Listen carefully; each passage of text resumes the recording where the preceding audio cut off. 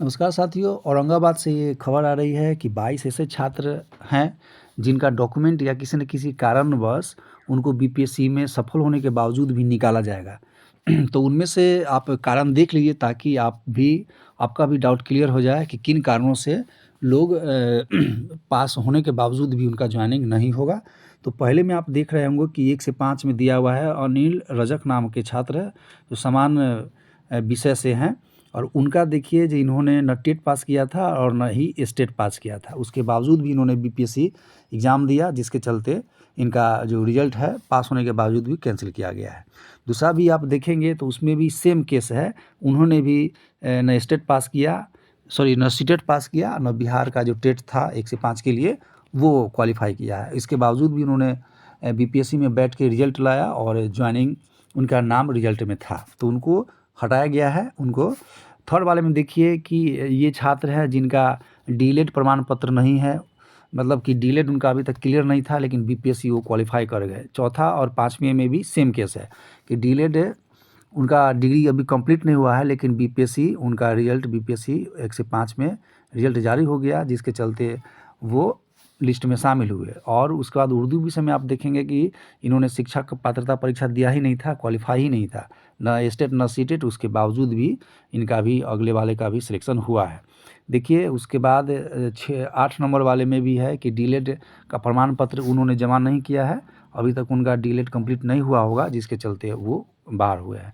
अब देखिए हिंदी वाले विषय में मुकेश कुमार नाम के छात्र हैं, जिसमें यह दिया हुआ है कि हिंदी विषय के स्टेट परीक्षा उत्तीर्ण नहीं किया है इन्होंने, और इनका जो है स्नातक स्तर पर हिंदी विषय था ही नहीं।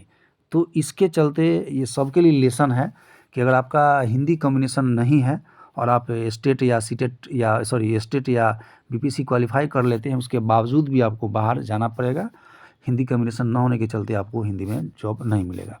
इसमें स्पष्ट लिखा हुआ है कि हिंदी विषय से स्टेट उत्तीर्ण नहीं है एवं स्नातक स्तर पर हिंदी विषय उनका पठित नहीं है। अगला का आप देखेंगे विज्ञान विषय वाले का कि विज्ञप्ति के अनुसार उनका सब्जेक्ट कॉम्बिनेशन नहीं है।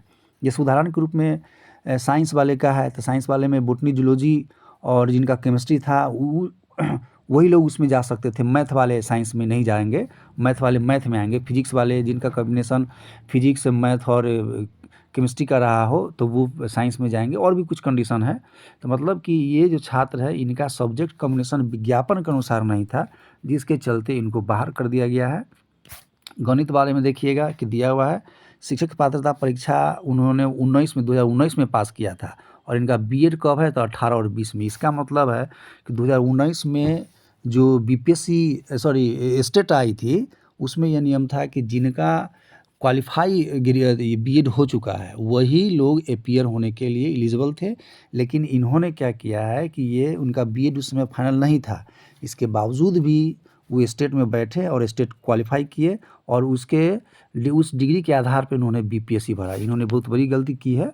उसके बाद देखिए संगीत वाले में कि संगीत विषय से उनका शिक्षक पात्रता उत्तीर्ण है ही नहीं, और उसके बाद क्या है कि बल्कि आर्ट एवं क्राफ्ट में उत्तीर्ण है और उन्होंने म्यूजिक में भर दिया, तो ये सब्जेक्ट के चलते इनका भी नहीं हुआ। दूसरा में भी म्यूजिक, सब म्यूजिक वाले में कहीं ना कहीं मिला जुला कर वही चीज़ है। ये कंप्यूटर वाले में देखिए कि स्नातकोत्तर नहीं है, ज़रूर ये बीसीए वाले होंगे। बीसीए प्लस में किसी विषय में मास्टर डिग्री होना था, तभी आप कंप्यूटर के लिए एलिजिबल थे +2 वाले के लिए। लेकिन देखिए इसमें लिखा हुआ स्पष्ट कि वो स्नातकोत्तर यानी कि पीजी उनका डिग्री नहीं था, जिसके चलते वे उसमें शामिल नहीं हो सकते हैं। बीपीएससी उनको लिस्ट स्टेट क्वालिफाई होने के बावजूद भी उनको बाहर किया गया है। कंप्यूटर वाले में भी देखिए कि स्नातकोत्तर शिक्षक पात्रता परीक्षा के बाद तब उन्होंने डिग्री हासिल किया होगा, मास्टर डिग्री या जो भी हो। फिर कंप्यूटर में इन लोगों का जो समस्याएं हैं सब्जेक्ट को लेकर के और मास्टर डिग्री को लेकर के है। कुल मिलाकर के 22 ऐसे छात्र हैं जिनका बीपीएससी में रिजल्ट होने के बावजूद भी इनको ज्वाइनिंग नहीं कराने दिया जाएगा, इनको जॉब से निकाला जाएगा।